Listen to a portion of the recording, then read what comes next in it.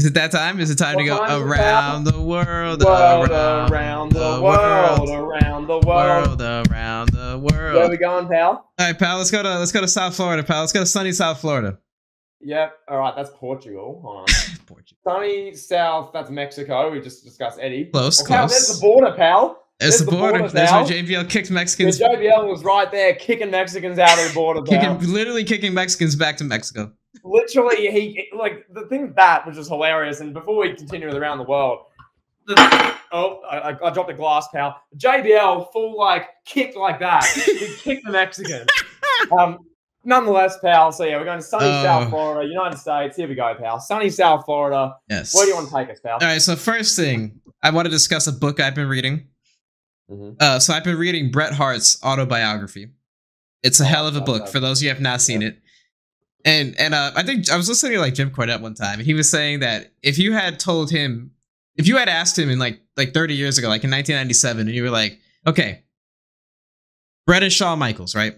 One of them is, after their in-ring career is over, one of them is going to be a bitter wrestler that says crazy things and talks bad about everyone and everything, and hardly ever has anything good to say about anyone, about Vince McMahon, trashes Vince McMahon, is involved in scandals, not scandals, but involved just, everything Bret says is raunchy. Reports on him this person says horrible things about this wrestler. This person slams this person. Yeah.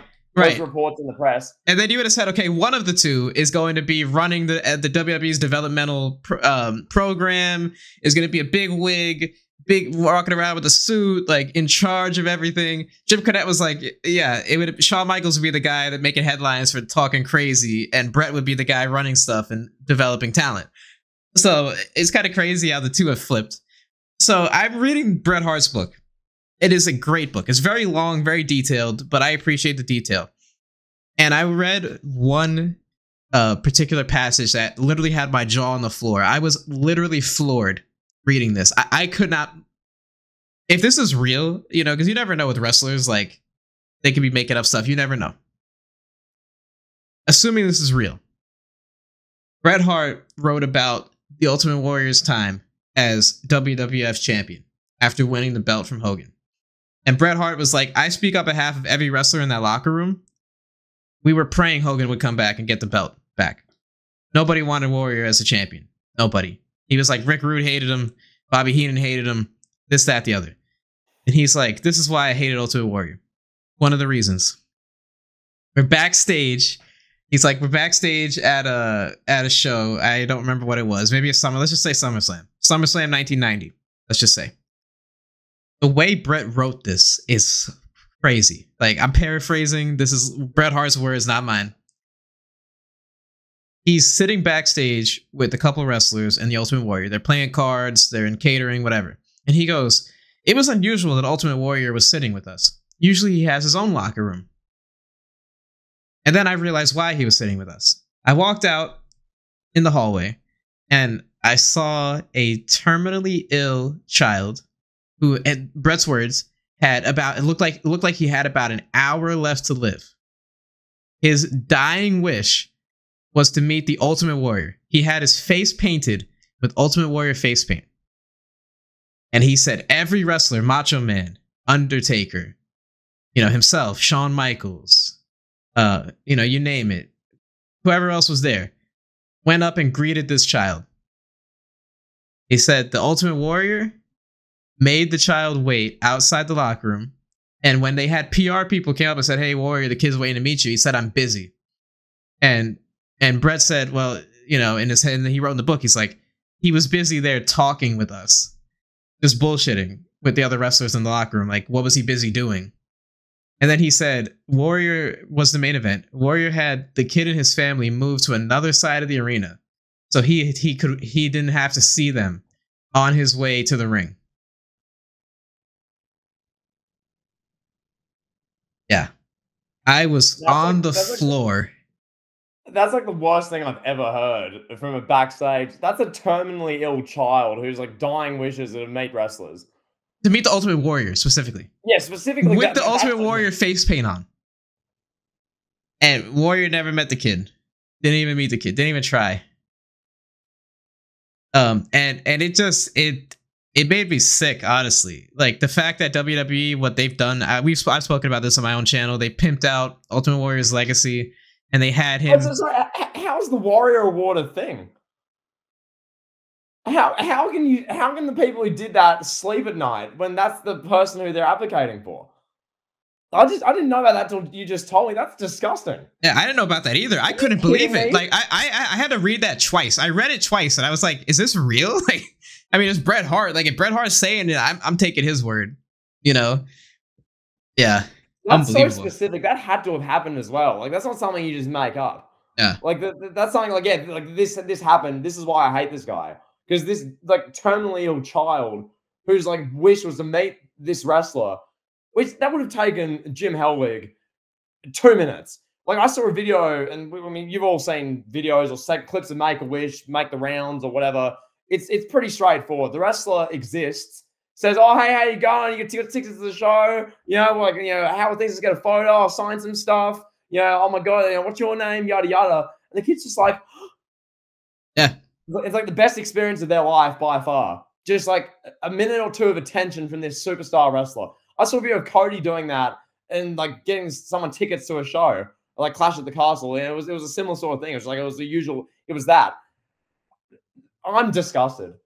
Yeah. Like that is so bad. Yeah. Like, I'm in shock. And he was, for once, he was, you know, he was chatting to the locker room guys. Yeah, okay, he's in there because outside he's trying to avoid the poor 6-year-old or whatever who has terminal cancer. Like, that's disgusting. Like, that's awful. Yeah. That's terrible. Yeah, and you know, we're not trying to speak ill of the dead here. I'm just paraphrasing a quote from a book that I read from Bret Hart.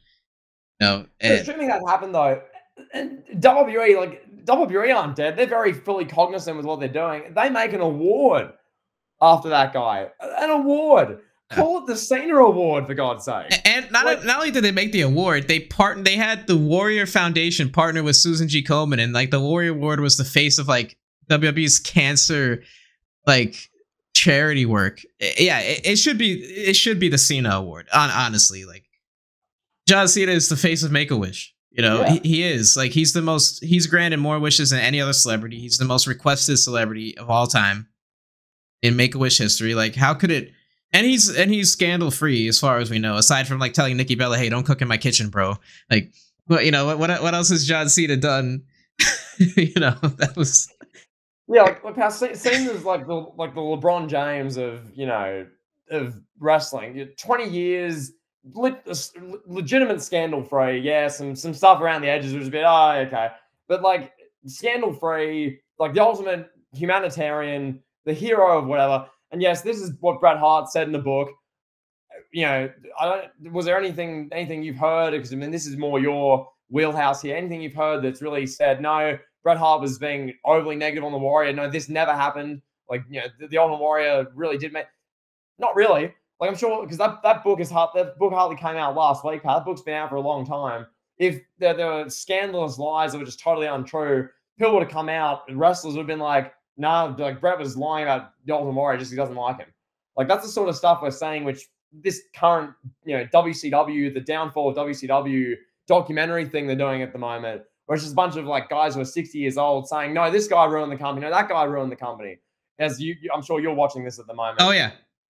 That's just a big blame game. Like that's just no. I wasn't. And then Bret Hart comes on there and he's like, "F them all." Bret Hart's just like, F everyone in WCW. Yeah, like it's one thing if it was like that. This is just no. This happened, and no one's come out to disprove it that we're aware of, that you're aware of, and you live in this space. So it's really scarring for the WWE as a whole. Like they made the Warrior Award. It's gross. Like name it after that guy of anyone. Like that doesn't sit well. Like yeah. I get it. Most wrestlers. Your channel goes into this better than any, but like, as we've discussed, and most people listening to this are aware, most of the all-time great wrestlers, besides Cena, are hardly like humanitarian legends, like icons who are scandal-free. Most wrestlers have their own things. Ric Flair, Stone Cold Steve Austin, Hulk Hogan.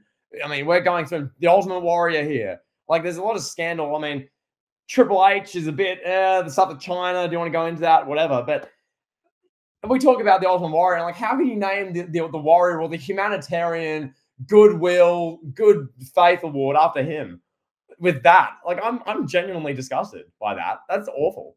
Yeah, that I was on the floor, pal. Well, now to transition